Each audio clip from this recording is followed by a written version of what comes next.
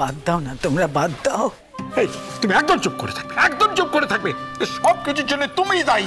আমার ছেলের যদি কিছু হয় আমি তোমাকে দায়ী করবো। আঙ্কেল কেন এখন এসব কথা বলছো আন্টিকে? মায়ের মন, তারও তো কষ্ট হচ্ছে বলো। আমার তো যেতে পা সরছে না। কি হবে ওখানে? ও ডলিদি কি হবে বলো তো? আমি বুঝতে পারছি না। হসপিটাল থেকে ডেকেছে, বলেছে সিরিয়াস। তার মানে নিশ্চয়ই সিরিয়াস কিছু। লালনের বাঁচা মরার মতন অবস্থা নিশ্চয়ই হয়ে গেছে, তাই জন্যই ডাকছে আমাদেরকে। আর ওই মেয়েটা ফুলঝুরি অশিক্ষিত, পড়াশোনা জানে না, কিচ্ছু জানে না। লালনকে কি ওষুধ খাওয়াতে, কি খাওয়াচ্ছে, কি করছে বুঝতেও পারছি না। আমি তো একদিনই গেছি বলো, তারপরে তো ওকে যেতে দেয়নি। আঙ্কেল তুমি তো রোজ গেছো, আমি রোজ খবর নিয়েছি তো বলো লালনের, কিন্তু আমি কি? আমি বুঝি মা, আমি সব বুঝি। দেখো আমি এটা বেশ বুঝতে পারি যে আমার ছেলেকে তুমি কত ভালোবাসো। শোনো, আমার ছেলে আজকে যেখানে এসে পৌঁছেছে, যে আলোর মধ্যে আছে, তার জন্য তুমিই দায়ী। তুমি ওর জন্য এতটা কিছু করেছো, আমি কখনো সেটা ভুলবো না। আমি তোমার ওই কাকিমার মতো অকৃতজ্ঞ নই। অকৃতজ্ঞ? আমি অকৃতজ্ঞ? কি বলছো তুমি আজকাল? আমি অকৃতজ্ঞ নই বলেই আমি ফুলঝুরিকে সেদিন... ব্যাস মা, ওই মেয়েটার নাম তুমি আর উচ্চারণ করবে না। ওই মেয়েটার একটা দিক দেখেছো তুমি, অন্য দিক কিন্তু দেখোনি। হ্যাঁ, মেয়েটা একবার ভাইকে বাঁচিয়েছে। কেন বাঁচিয়েছে? ওর স্বার্থ ছিল তাই বাঁচিয়েছে। তুমি বলো তো, আচ্ছা চোরেই কেন আমাদের বাড়িতে এসছে? কি স্বার্থ আছে ওর? ওর সাথে তো ভাইয়ের বিয়ে হবে না, ভাই তো বারণ করে দিয়েছে। ভাই তো বলে দিয়েছে যে ওর সাথে ভাইয়ের বিয়ে হবে না। কেন এসছে? ভালোবাসা বলে এসছে। আর একে জানো তো বলে নিঃস্বার্থ ভালোবাসা। সেই জন্য এসছে। তুমি তো এসব কিছু দেখতে পাও না। কবে একটা ফুলঝুরি কি সব কান্নাকাটি করলো, ব্যাস পুলিশের হাত থেকে বাঁচালো, তুমি অন্ধ হয়ে গেলে। আর কিছু তুমি দেখতে পাচ্ছ না, দেখতে চাইছো না। বুঝছে হয়ে গেছে তো, তো বলা বেশ। সব সব সব দোষ আমার দোষ। একবার লালন খালি সুস্থ হয়ে বাড়িতে আসুক, একবারও ফিরে আসুক ঘরে, তারপরে আমি আর কিছু বলবো না। তোদের যা ইচ্ছে হয়, তোদের মন যা খুশি তোদের মনে আসে তোরা তাই করিস। আমি আর কিচ্ছুতে বাধা দেবো না, কিচ্ছুতে না।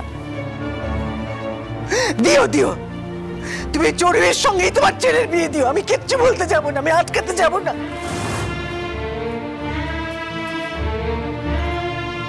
আমি আমার ছেলেকে বোঝাবো। আমি ওকে বলবো যে দেখ বাবা, মানুষ যাকে পছন্দ করে সবসময় তো তার সাথে বিয়ে হয় না। দুজন মানুষের সবসময় মনের মিলও হয় না। তবু তুই চোরে গিয়ে বিয়ে কর বাবা। আমি ওকে রাজি করাবো, বলবো আমি। কিন্তু লালনকে আগে বাড়ি ফিরিয়ে আন। লালনকে ফিরিয়ে আন বাড়ি। ওকে কি ভালো করে নিয়ে আসার ব্যবস্থা কর। আমি যে ওকে ছাড়া একদিনও বাঁচতে পারবো না ডলি। এখন তুমি লালনকে ছাড়া বাঁচবে কি করে সে কথা ভাবছো, তাই না? আর আমি যখন তোমাকে পই করে পালন করেছিলাম তখন তো আমার নিষেধ তুমি শোনোনি। আরে বাবা, নিজেদের মধ্যে কেন ঝগড়া করছো এত? চলো না আমরা ভাইয়ের কাছে যাই। চলো না, তাড়াতাড়ি যাই। আমি যাবো। চল। তুমি কোথায় যাবে? তুমি কোথায়? তোমার কোথাও যাওয়ার দরকার নেই, তুমি বাড়িতে থাকো। চল। আমি যাব। আমার ছেলে হাসপাতালে, খবর এসেছে লালনের অবস্থা খারাপ। তাও এই বাড়িতে খবর আসেনি, অন্য বাড়িতে এসেছে। তবু সেই খবর আমি পেয়েছি। সেই খবর পাওয়ার পরেও আমি আমার ছেলেকে দেখতে যাব না? এই শোনো, তুমি শোনো, হাসপাতালটা তোমার কেনা তোমার। মা যাবো আমি। হ্যাঁ যাবে। তুমি এরকম কেন করছো বলো তো? কি হয়েছে? মা গেলে মা যাবে। ও মা, তো তুমি যাবে। তুমি তাড়াতাড়ি একটু রেডি হয়ে নাও। তুমি রেডি হওয়ার নেই, রেডি হওয়ার কিছু নেই। আমি যেমন আছি তেমন যাবো, যেমন আছি তেমন। আচ্ছা ডলিদি, আমাকে 2 মিনিট সময় দাও, আমি গাড়ি বুক করছি, এক্ষুনি চলে আসবে। আচ্ছা একটা বাসে করে গেলে হতো না? বাবা, বাসে করে যাওয়ার কি সময় আছে নাকি? বাস তো দাঁড়াতে দাঁড়াতে যাবে, আমাদের তো তাড়াতাড়ি ভাইয়ের কাছে পৌঁছতে হবে। আর কি বলো তো, বিপদের সময় মাথা ঠান্ডা রেখে কিন্তু চড়ুই একমাত্র সব সিদ্ধান্ত নিতে পারে। তুমি এটা বুঝতে পেরেছো তো? আরো একটা কথা আমি বলে দিচ্ছি, ওইখানে গিয়ে আমি যেন ওই মেয়ের পায়ের ছাপ না দেখতে পাই। হ্যাঁ, ওই মেয়ে যদি আজকে ত্রিসীমানা যায় তাহলে দেখবি আমি কি করি। কিন্তু তুমি একটাও কথা বলবো না, কিচ্ছু বলবো না, আমি কিচ্ছু বলবো না। বললাম তো একবার, আমি আর কোনোদিন কিছু বলবো না। তোমরা যা মনে হয় তাই করো, যার সঙ্গে খুশি বিয়ে দিও, আমি আর কিচ্ছু বলবো না। শুধু আমার লালনটা বাড়িতে ফিরে আসুক, শুধু প্রাণে বেঁচে ফিরে আসুক। আমি তো আর কিছু চাইনি, আর কোনোদিন কিছু বলবো না। শুধু ছেলেটা বাড়িতে ফিরে আসুক, ব্যাস। আমি সত্যি আর কোনোদিনও কিচ্ছু বলবো না। আমি যে লালনকে ছাড়া একটা মুহূর্ত বাঁচতে পারবো না। তোমরা কেন বোঝো না? কেন এত নিষ্ঠুর তোমরা? কেন আমাকে কেন বুঝতো না? আন্টি এভাবে কাঁদে না প্লিজ। আচ্ছা চোখের জল ফেলে তুমি কি করবে বলো তো? আজ তো শিব পুজো, তুমি মহাদেবকে ডাকো, মহাদেবই পারবে তোমার ছেলেকে তোমার কাছে ফিরিয়ে দিতে, আমি বলছি। আর হ্যাঁ, এর পেছনে কি কারণ আছে সেটা আমাকে জানতে হবে। আর আমি যদি জানতে পারি ফুলঝুরি ভুল ওষুধ খাইয়েছে লালনকে, তাহলে তোমরা ওকে ক্ষমা করবে না, এই কথা আমাকে দাও। ফুলঝুরি ভুল করে কারোর জীবনহানি করবে, বলবে বুঝতে পারেনি, পার পেয়ে যাবে, সেটা যেন না হয়। দলিদি, সেটা যাতে না হয় আমাদের দেখতে হবে। হ্যাঁ, ওর সাথে কি করতে হবে সেটা আমার খুব ভালো করে জানা আছে।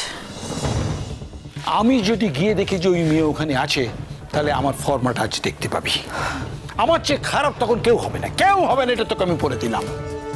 চলো আঙ্কেল, তাড়াতাড়ি এসো।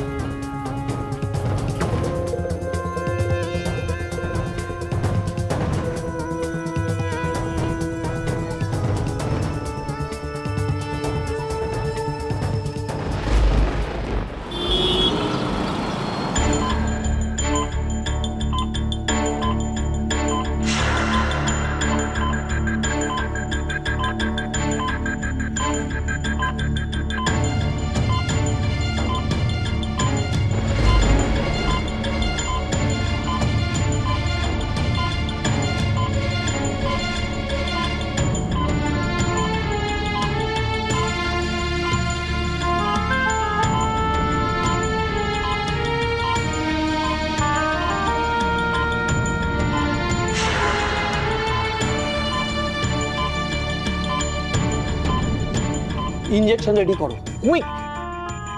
এরপর আমাদের আর কিচ্ছু করার থাকবে না। একটা তরতাজা ছেলেকে এইভাবে আমরা হারাবো? আমি স্পষ্ট বুঝতে পারছি এটা ওভারডোজ এফেক্ট, কিন্তু কে করলে এটা? তোমাদের কারো চাকরিতে থাকবে না, কারো না। না স্যার, বিশ্বাস করুন স্যার, আমরা কিচ্ছু জানি না। আমাদের যা যা করণীয় আমরা সব করেছি স্যার। তোমরা নিজেদের কাজের দায়িত্ব ছেড়ে কেন চলে গিয়েছিলে? আনসার মি, কেন অন্যের ঘাড়ে দায়িত্ব দিয়ে চলে গেলে? না স্যার, আমরাই করেছি sir. Don't tell me lie, understand? Don't try to make me fool. Go fast.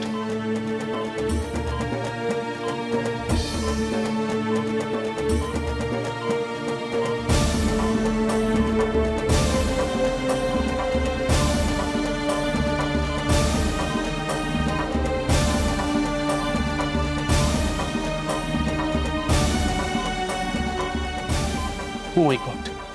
ছেলেটা জাস্ট রিকভার করে উঠছিল, কিন্তু কি করে যে হলো এটা? ছেলেটা কি কোনোভাবে কি আমরা বাঁচাতে পারবো না? তাহলে নিজেদের কাছে নিজেরা মুখ দেখাবো কি করে?